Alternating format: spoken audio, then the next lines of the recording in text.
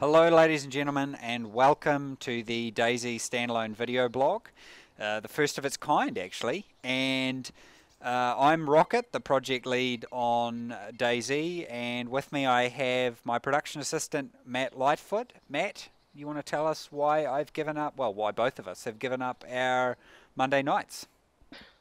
Well, hello there. So we're going to be showing you quite a few exciting things today. We've got some of the major improvements to the maps. We've got the swamps, which we mentioned in the latest developer blog. We've got an expanded military base that we've got in there, and then we've also got a new island as well that you'll be able to see a bit later. We've also got the basic implementation of our clothing system, which you'll be able to see, and you'll also be able to see our new method of spawning loot in buildings, which will be very exciting. So, Rocket, what's the screen we're looking at now? Well, this is a good example of some of the stylistic and functional changes we've made to the UI.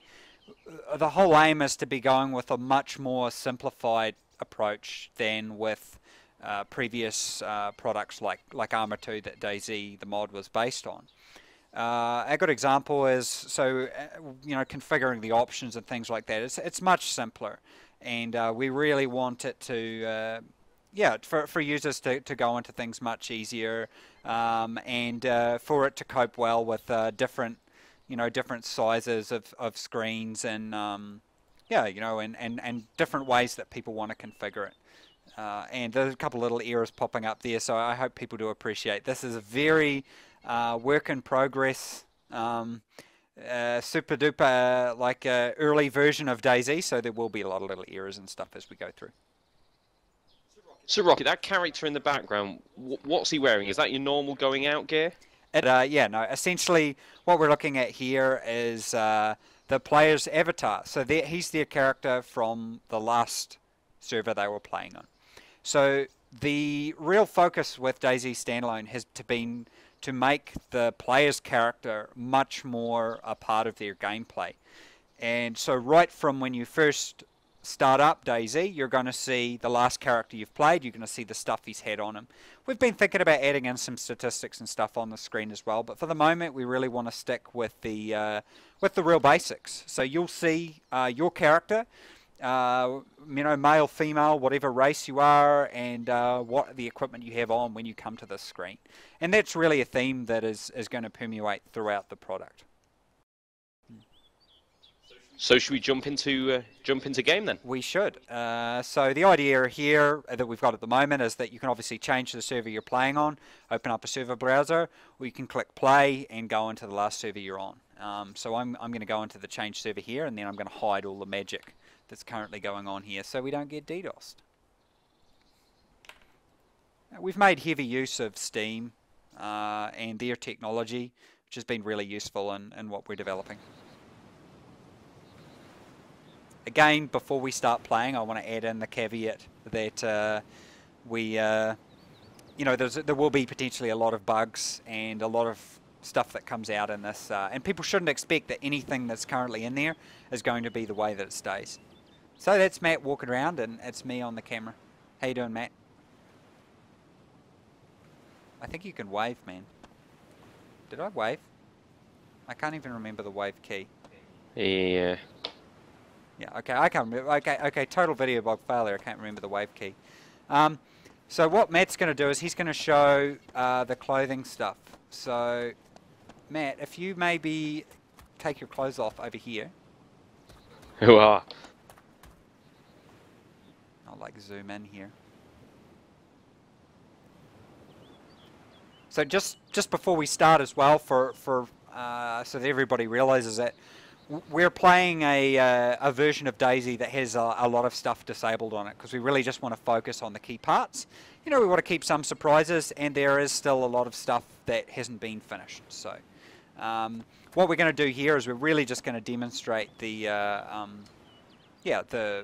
clothing stuff. So what Matt's doing here is he's going to put on some clothes. So if you just hold there for a second, Matt, stand up and maybe give us like a little twirl or something. So what Matt's done is he's put on a lovely red hoodie. What a beautiful item. So the idea is that there's many different slots of different clothing that you can put on, like hat and eyewear, face mask, hoodie. So Matt's put on a hat there, and maybe he'll put on some pants at some point. But I don't want to. As well, it's important people note, so on the ground at the moment, we don't have the on-ground version of the items, but that's coming out. So you won't see these like perfectly filled out pants sitting on the ground. They'll actually be proper pants. I'll just get down and be like real cinematic here with it. Give me your best like model pose. Yeah, check that out. So yeah, give us a little twirl maybe.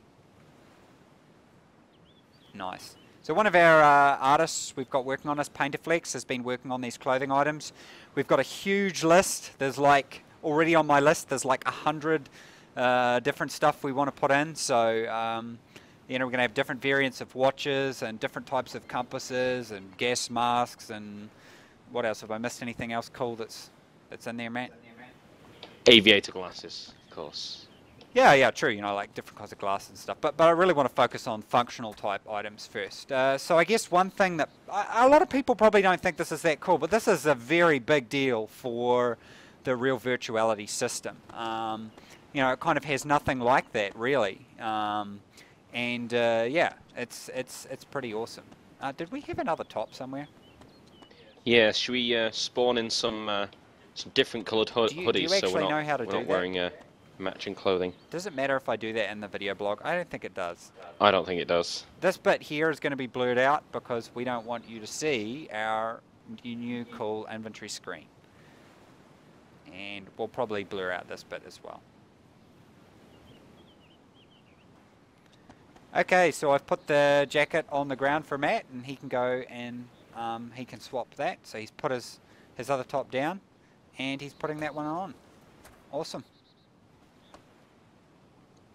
Another thing I guess that we'll show people or maybe tell people later on as well is each clothing item can actually have space for you to put different items in. So I think at the moment we've got it defaulted to you can fit like 6 small items in your jeans and stuff like that.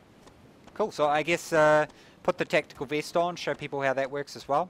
So the idea with this is that we're going to be able to do things like body armor, stab vests, as well as more like space-oriented items like this one, as well as, I probably should have put a backpack in as well, stuff like that. So there's all that usual stuff that you've got. But I think that's probably enough for us for clothing. Should we jump on some of the improvements with the map? Sure, let's do that. And here we are with the swamp. Yeah, so maybe you want to give us a bit of a background on this before I kick into technical mumbo-jumbo, Matt. So, really, this was one of the ideas of Ivan. He wrote to us when he was in prison in Greece, and he wanted to include some areas that we really hadn't experienced before with Chernarus. And he thought that a swamp would be a great way to kind of mix it up a bit and add in a new, different type of playstyle.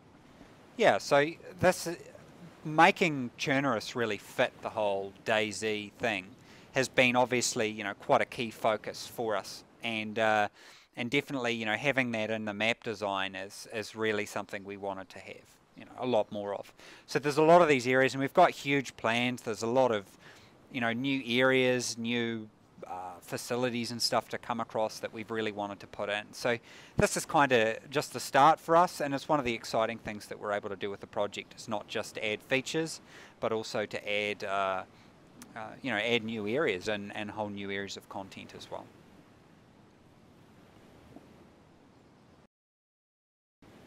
So I don't really want to say too much about this because it's still very much a work in progress. This is the first day we actually have it, but we've added Utes, which is one of the smaller islands, or Utes, I don't even know how it's pronounced. The smaller island that's shipped with Arma 2, we've actually added it to the world, which was a request that came from 4chan. Am I even allowed to say that word on a video blog? I'm not sure I am. But so thank you 4chan. It was a good suggestion and one I don't know why we didn't think of before. So yeah, so here it is, working in there, and just off the coast of this other small island here. So we think it's going to add, it's a little bit of extra territory in there. So we thought, why not? how can I even introduce this? Maybe I should just include this bit. Okay, I will. I think I will. Okay, this is the loot spawning mechanic. Very basic idea of it. Essentially what I've done is I placed some loot spawners specifically just for the little cans of beans that everyone who's played DayZ, the mod, will be very used to. One of the problems that we had in the mod was you'd just go around and you'd find these little piles of loot, and you'd run into the building and see if there was a pile of loot. And if you didn't see any piles, you'd very quickly move on to the other building.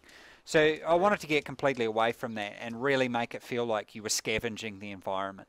So we'll head inside this building, and hopefully it gives a good idea of what I mean.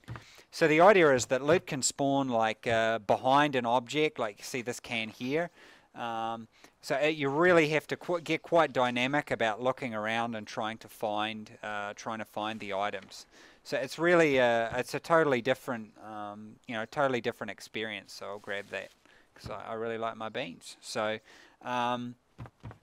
yeah, so the idea is that when you're going into these buildings, you're really going to have to scavenge and find stuff located and really difficult to find places.